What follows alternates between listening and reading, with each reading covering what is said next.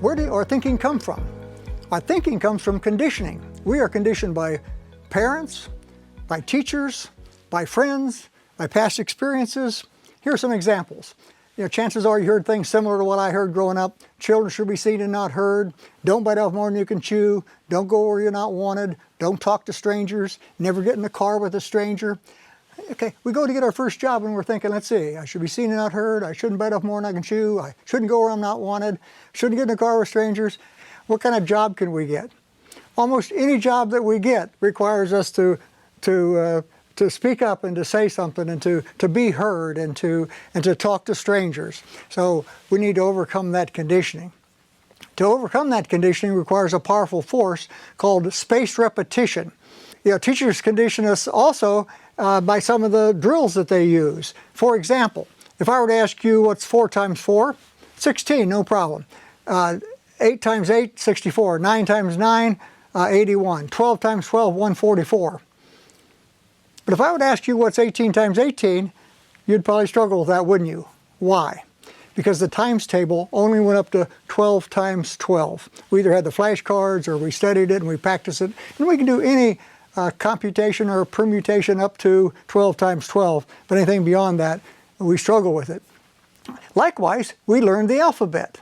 We learned the alphabet in order, A, B, C, D. Chances are you might be looking something up alphabetically and even fall into the trap of singing the alphabet song, A, B, C, D, E, F, G, okay?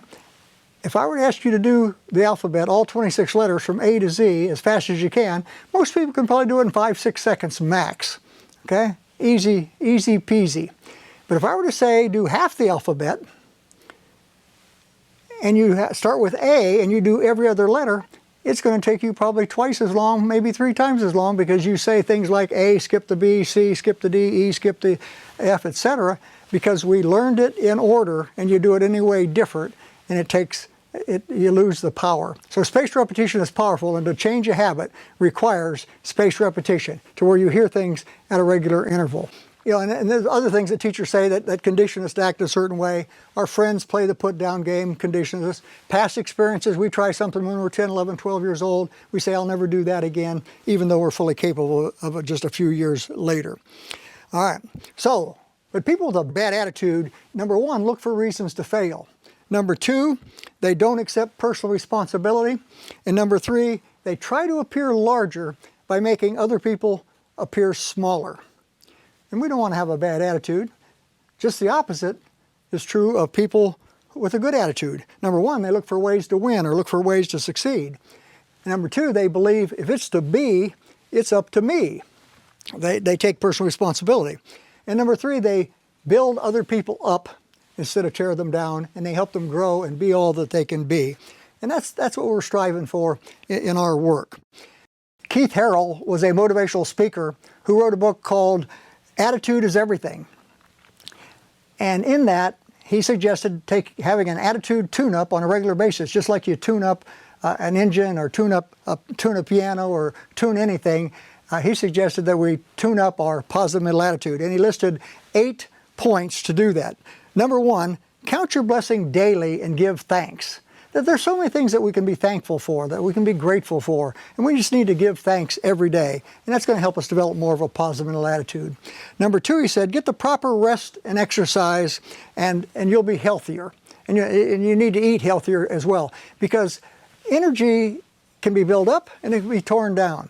And I think you would agree that 2 minutes of a negative encounter can drain more energy than 8 hours of hard labor.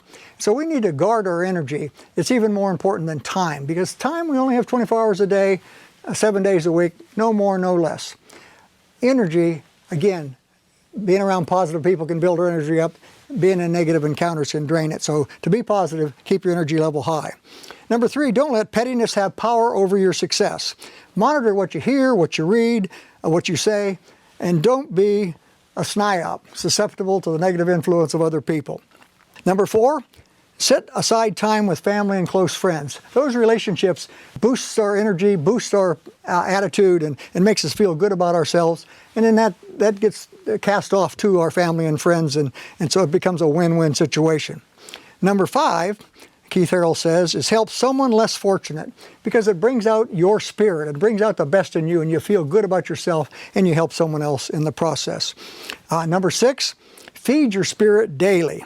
Read and listen to positive motivational books, and listen to audio messages. Watch TED Talks and YouTube videos of positive, inspirational, motivational ideas.